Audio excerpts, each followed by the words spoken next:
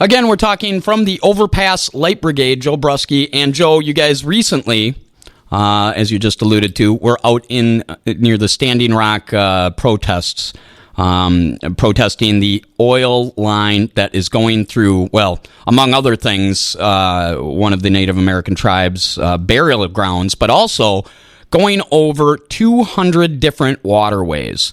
Can you explain to my listeners why you guys decided to go and pat? So one of the big functions that we consider the OLB that it serves is that we love to bring light to issues that we think are being ignored by the mainstream media.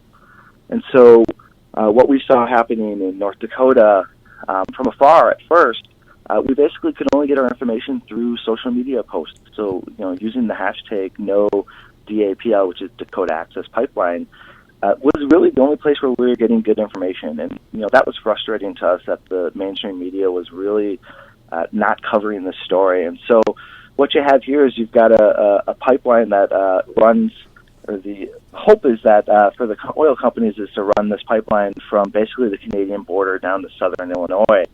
And originally the pipeline in North Dakota was going to pass through the Bismarck area across the Missouri River. Yeah. And it was one of those things where Bismarck said, oh, nope, not in our backyard. We don't want it here.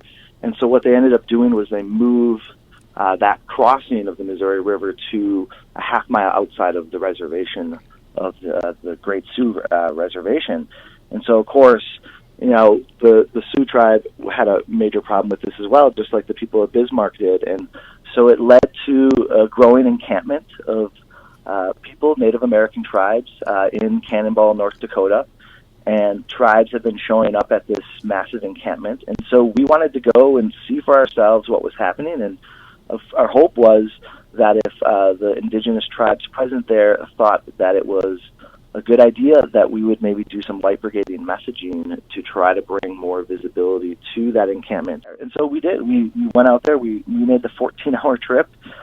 Should have been 12 hours, but the police have blocked off the main artery into Sacred Stone Camp, which is the name of the camp. Mm-hmm. So you can't come from Minneapolis, and you can't drive directly from the north. You have to come up from the south through the reservation. It's the only way into this massive movement. And for us, that right there was a sign that something here is being covered up, and why is it in the interest of these companies and the authorities to not let people into this camp? And so when we got there, what we saw was pretty amazing.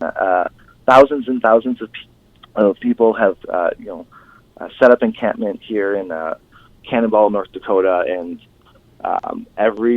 basically you could sit at the camp and you could watch different indigenous groups show up with delegations. They march in, they introduce themselves, they speak, they chant, they drum, whatever happens to be part of their tribal customs, and they line up, and then everyone in the camp comes and shakes their hands, they all introduce themselves. It's really a pretty powerful thing, and it's growing, and it's starting to get more mainstream media coverage. This week we did have reporting of private security firms releasing the hounds on some of these freaking protesters out there, Joe.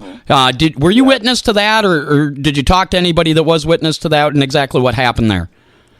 Yeah, so that the way we were there when that happened. So that happened actually last Saturday. And we had actually been up at the actual pipeline, we call it the destruction site or the construction site, and we were just taking some photos. It was a quiet day. There were no workers. And so we ended up going back to the camp, or walking back to the camp, and then we saw this massive group of people marching towards the camp. But we later found out that group, once they got to the construction site, sure enough, workers had arrived with private security forces with trained dogs, and that's when this horrible interaction happened, where somehow dogs were released multiple times, and so 6 people were injured, including a young child and a pregnant woman. Well, what? A young child and a pregnant woman? I didn't see any of that coverage. Tell me what. A young child was sent to the hospital to get stitches, and a pregnant woman was also attacked as well. Jeez. It was really pretty ugly. So we weren't actually there for the event, but News quickly came into camp. Some of the leaders spoke about what happened. And then, of course, luckily Democracy Now! Was there to capture a lot of that, those interactions on video. And that video has blown up, and it's gone all over the place, and it's really kind of changed the conversation. So where people see, okay, yeah, these people are really defending themselves, and they are being attacked, and they are being brutalized for defending the land and water. You're talking about Amy Goodman and the people that she works with, right? Yeah, so Amy Goodman was out there doing some reporting with Democracy Now! And happened to be at that encounter that we just talked about last Saturday with the dogs. Okay. And, of course, they posted their video, and it just came out yesterday that criminal trespassing charges have been brought forth against her, and then the Cody Hall, who does the social media for Sacred Stone Camp, has also had charges levied against him.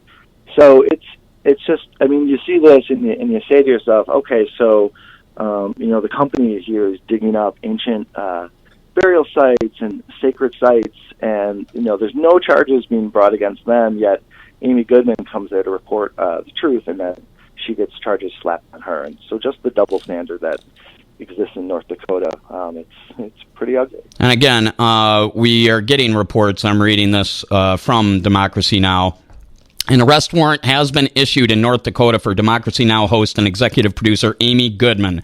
Goodman was charged with criminal trespassing, a misdemeanor offense. A team from Democracy Now! Was in North Dakota last week to cover the Native American-led protests against the Dakota Access Pipeline. Now, were the police handing out citations for trespassing to anyone else that you noticed out there, Joe?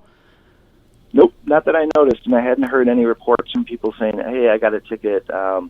So, yeah, this is real selective, the way they're doing it. And isn't it curious, and do you find it curious that the only people that are getting these misdemeanor tickets are the only press that was there? That's pretty coincidental, isn't it? Right, yeah. I mean, it's a deliberate attempt to really not allow good information to come out of the camp. And, actually Jill Stein, the Green Party presidential candidate, was there a few days before this. And she actually got a ticket, didn't she? She got a ticket too, yeah. So, I mean, you can really see that this is just happening to people who have the ability to spread the word. And as soon as those people try to do that, they are being intimidated and harassed. This is one of those pipelines that they hope to bring online very quickly.